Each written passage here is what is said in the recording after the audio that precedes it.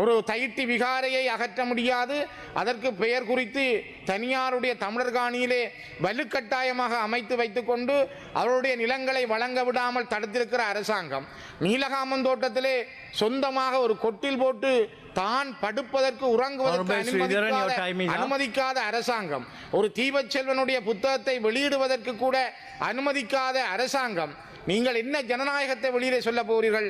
நீங்கள் எந்த வகையான ஒரு உணர்வுகளை வெளிப்படுத்த போகிறீர்கள்? உங்களுடைய காலமும் கடந்த அரசாங்கங்களுடைய காலம் போல் வன்முறையும் துப்பாக்கி கலாச்சாரங்களும் அல்லது இனங்களை மதிக்க தெரியாத சகிப்புத்தன்மையற்ற ஒரு அரசாகத்தான் நீங்கள் இருக்கப் போகிறீர்களா என்பதை தயவு செய்து உணர்ந்து கொள்ளுங்கள். உங்களுடைய அரசு காலத்திலும் சுதந்திரம், எழுத்து சுதந்திரம், பேச்சு சுதந்திரம் இது இருக்கிறதா என்ற கேள்வி எழுகிறது. கௌரவ பிரதி சபாநாயகர் அவர்களே, ஒரு முறை திரும்பி பாருங்கள். நீங்கள் பழைய அரசாங்கங்களை பேசுகிறோம், பழைய அரசாங்கங்கள் மீது நீங்கள் குற்றம் சொல்லுகிறீர்கள். பழைய அரசாங்கம் நியாயமாக நடக்கவில்லை, ஜனநாயகம் பேணப்படவில்லை, சுதந்திரம் வழங்கப்படவில்லை என்றெல்லாம் சொல்லுகிறோம். ஆனால் இதே அரசாங்கமும் இதே பாணியை இப்பொழுது மேற்கொள்ளுகிறது என்பது தீபச்செல்வனுடைய சிட்டி சம்பந்தமான தலைப்புகளுக்குள் மிக முக்கியமாக தமிழ்நாட்டிலே நடைபெற்று முடிந்திருக்கின்ற தேர்தலில் தமிழ்நாட்டினுடைய ஒரு நடிகராக இருந்த நண்பர் விஜய் அவர்கள் ஒரு பாரிய வெற்றியை அந்த தேர்தலிலே பெற்றிருக்கிறார். ஈழத்தமிழர்கள் சார்பாக இந்திய வரலாற்றில், குறிப்பாக தமிழ்நாட்டினுடைய தேர்தல் வரலாற்றில் பாரிய வெற்றியை உருவாக்கிய சகோதரர் விஜய் அவர்களுக்கு எங்களுடைய வாழ்த்துக்களை இந்த உயர்ந்த சபையினூடாக நான் தெரிவித்துக் கொள்கிறேன். புகுமுக அரசியல் கட்சியாக புரட்சிகர அரசியல் பிரவேசத்தை ஆரம்பித்த தமிழக வெற்றிக் கழகம் இன்னும் தெளிவும் திடமும் மிகுந்ததாய் தங்கள் அரசியல் பயணம் தொடர ஈழத்தின் உறவுகள் சார்பில் எங்களின் உடனிருப்பும் உறுதுணையும் என்றென்றும் உங்களோடு இருக்கும் என்ற நம்பிக்கையையும், ஈழத்தமிழர்கள் உங்களுடைய வெற்றியை சாதகமான தன்மையில் தங்களுக்கு கிடைத்த ஒரு வெற்றியாக பார்க்கிறார்கள் என்பதையும் இலங்கையினுடைய இந்த உயர்ந்த சபையினூடாக நான் நண்பர் சகோதரர் விஜய் அவர்களுக்கு இந்த இடத்திலே பரிமாறிக்கொள்ளுகின்றேன். குறிப்பாக எனக்கு முன்னர் பேசிய பிரதி அமைச்சர் அவர்கள் குறிப்பிட்டது போல மலையகத்திலே ரத்தினபுரி மாவட்டத்தினுடைய காவத்தையில் நீலகாமம் தோட்டத்திலே இராணுவத்திலிருந்து விலகிய கூலிக்காக அமர்த்தப்பட்ட காடையர்களால் அங்கிருந்த தோட்டத்தினுடைய ஒரு பெண் உட்பட 2 பேர் மிக மோசமாக தாக்கப்பட்டார்கள். இந்த நாட்டிலே அரசாங்கங்கள் மாறி வருகின்ற பொழுதெல்லாம் பல தலைவர்கள் மாறுகின்றார்கள். ஆனால் கௌரவ பிரதி சபாநாயகர் அவர்களே, மலையகத்தில் இருக்கிற மக்கள் தங்களுக்கென்று சொந்த நிலம் இல்லை. அந்த சொந்த நிலத்திலே ஒரு சின்ன கொட்டிலை போடுவதற்கு கூட அவர்களுக்கு இந்த நாட்டிலே உரிமை இல்லை என்பதைத்தான் இந்த நாட்டினுடைய அந்த நீலகாமம் இடத்திலே நடைபெற்ற தோட்டத்திலே நடைபெற்ற விடயம் இன்று சர்வதேச சமூகத்தினுடைய பார்வைக்கு வந்திருக்கிறது. அதிலும் குறிப்பாக சமூக வலைத்தளங்கள் உறவுகின்ற இந்த காலகட்டத்தில் தான் இந்த செய்தி வெளியிலே வரக்கூடியதாக இருந்தது. சமூக வலைத்தளங்கள் இல்லை என்றால் நான் நினைக்கிறேன் இதைப்போல 1000 பிரச்சனைகள் கிடங்குகளிலே மலைகளிலே அது தாக்கப்பட்டிருக்கலாம். நாங்கள் உலகத்திலே இன்று மனிதனுடைய முன்னேற்றம் பற்றி பேசுகிறோம், பல மனிதர்களுடைய வளர்ச்சிகள் பற்றி பேசுகிறோம். ஆனால் 200 ஆண்டுகளுக்கு மேலாக இலங்கையினுடைய பொருளாதாரத்தை கட்டி வளர்த்த, இலங்கையினுடைய பொருளாதாரத்தினுடைய முதுகெலும்பாக இருந்த எங்களுடைய மலையக தமிழ் உறவுகளுடைய ஒரு சின்ன வீடு அமைத்தல் தொடர்பிலே எந்த அரசாங்கம் வந்தாலும் உங்களுக்கு இதுதான் நிலைமை என்று சொல்லுகின்ற அளவுக்கு மிக மோசமாக காடையர் கும்பல் அவர்கள் மீது தாக்குதல் நடத்தியிருக்கிறது. அதனை நாங்கள் வன்மையாக கண்டிக்கிறோம்.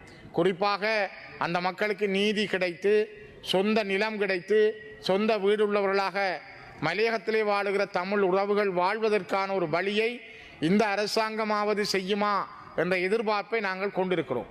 குறிப்பாக கடந்த 200 ஆண்டுகளில் பல முயற்சிகள் எடுக்கப்பட்டாலும் முன்னர் இருந்த பல மலையக அரசியல் கட்சிகளுடைய முயற்சியினால் பல பேருக்கான வீடுகள் கிடைத்தது, பல பேருக்கு சிறு நிலங்கள் கிடைத்தது. ஆனால் இன்னும் பல தேவைகள் அந்த மக்களுக்கு உண்டு. அந்த தேவைகளிலே மிக பாரிய அளவான தேவை அவர்களுக்கான குந்தி இருப்பதற்கான நிலம். அந்த நிலத்தை வழங்குவதற்கான முயற்சியிலே இந்த அரசாங்கம் முதல் நடவடிக்கை எடுத்து அவர்கள் நிரந்தரமாக அந்த மண்ணிலே வாழக்கூடிய சூழலை ஏற்படுத்த வேண்டும் என்பதை நான் வலியுறுத்துகிறேன். குறிப்பாக இன்னும் ஒரு விடயம், எங்களுடைய கிளிநொச்சி மண்ணிலே பிறந்து வளர்ந்த ஒரு மிகப்பெரிய எழுத்தாளர், மூத்த எழுத்தாளர் தம்பி தீபச்செல்வன் அவருடைய புத்தகங்கள் இலங்கையினுடைய கஸ்டம் காரியாலயத்திலே மறைத்து வைக்கப்பட்டிருக்கிறது. குறிப்பாக அவருடைய பயங்கரவாதி சைனட் போன்ற நூல்கள் விடுவிக்கப்பட்டிருக்கின்றன. ஆனால் அதே நேரம் எழுத்துக்களின் மூலம் நான் போராடுகிறேன், இன்னும் இங்கு 2 தேசங்கள் உள்ளன என்ற 2 நூல்களுக்காக அவருடைய அந்த நாவல்கள் தடுத்து வைக்கப்பட்டு இப்பொழுதும் அங்கே கஸ்டம்ஸ் ஆஃபீஸில் இருக்கிறது. குறிப்பாக இந்த தேவை ஏன் இந்த அரசாங்கத்துக்கு ஏற்பட்டிருக்கிறது? இந்த நாட்டில் எழுத்துரிமை ஏன் தடுக்கப்பட்டிருக்கிறது? தமிழ் மக்கள் மீது ஒரு வலிந்த யுத்தத்தை நடத்தி அந்த யுத்தத்தை நியாயப்படுத்துவதற்காக கோத்தபாயாவை புகழ்ந்து பாடியவர்களுடைய புத்தகங்கள் எல்லாம் இந்த நாட்டில் தாராளமாக உலா வருகின்றன. அவருக்காக புகழ்ந்து பேசுகின்ற அது தமிழ் எழுத்தாளர்களாக இருக்கலாம், சிங்கள எழுத்தாளர்களாக இருக்கலாம். அரசாங்கத்துக்கு புகழ்ந்து பாடினால், கொலைகளை நியாயப்படுத்தி எழுதினால் அந்த புத்தகங்கள் உலாவுகின்றன. ஆனால் தீபச்செல்வன் போன்ற தமிழர்களுடைய உண்மைகளை வெளியிலே கொண்டு வந்தவருடைய 5 வகையான 320 புத்தக பிரதிகள் இப்பொழுதும் சுங்கப்பிரிவிலே தடுத்து வைக்கப்பட்டுள்ளதென்றால், உங்களுடைய அரசு காலத்திலும் சுதந்திரம், எழுத்து சுதந்திரம், பேச்சு சுதந்திரம் இது இருக்கிறதா என்ற கேள்வி எழுகிறது.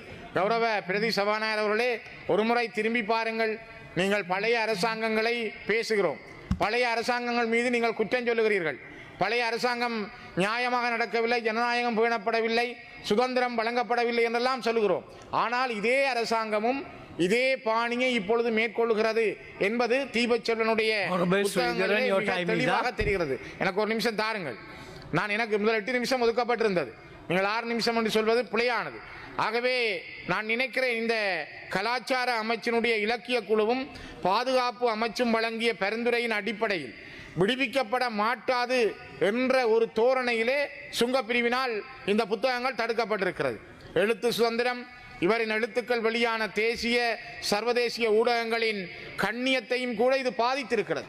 ஆகவே நான் நினைக்கிறேன், இந்த நாட்டிலே மலையகத்திலே காவத்தையில் நடைபெற்றிருக்கிற நீலகாமம் தோட்டத்திலே நடந்த மிக மோசமான வன்முறையும், இப்பொழுதும் இந்த நாட்டிலே இன ரீதியான வன்முறையும், இன ரீதியான பாகுபாடும், நல்லிணக்கமற்ற தன்மையும் மேலோங்கித்தான் இருக்கிறது என்பதற்கு இவையெல்லாம் நல்ல உதாரணங்கள்.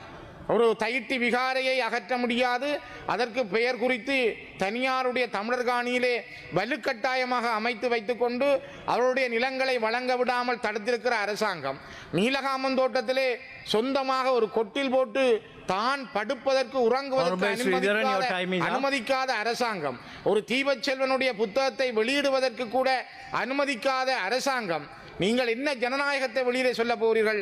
நீங்கள் எந்த வகையான ஒரு உணர்வுகளை வெளிப்படுத்த போகிறீர்கள்? உங்களுடைய காலமும் கடந்த அரசாங்கங்களுடைய காலம் போல் வன்முறையும் துப்பாக்கி கலாச்சாரங்களும் அல்லது இனங்களை மதிக்க தெரியாத சகிப்புத்தன்மையற்ற ஒரு அரசாங்கத்தான் நீங்கள் இருக்கப் போகிறீர்களா என்பதை தயவு செய்து உணர்ந்து கொள்ளுங்கள், திருந்துங்கள். கடந்த காலங்களையாவது பார்த்து திருந்தி இனிமேலும் நல்லிணக்கத்தையும் இந்த இனங்களுக்கு இடையிலான ஒற்றுமையையும் கொண்டு வர ஒரு புதிய முயற்சியை எடுங்கள் என்று நான் இந்த சபையினூடாக வலியுறுத்துகிறேன். பாராளுமன்றத்தில் இன்று இடம்பெற்று வரும் விவாதத்தின் போது இலங்கை தமிழரசு கட்சியின் யாழ் கிளிநொச்சி மாவட்ட நாடாளுமன்ற உறுப்பினர் சிவஞானம் ஸ்ரீதரன் உரையாற்றினார். இதன்போது தவிக தலைவர் விஜய்க்கு வாழ்த்து தெரிவித்ததுடன் பல்வேறு பிரச்சனைகள் தொடர்பாகவும் உரையாற்றினார்.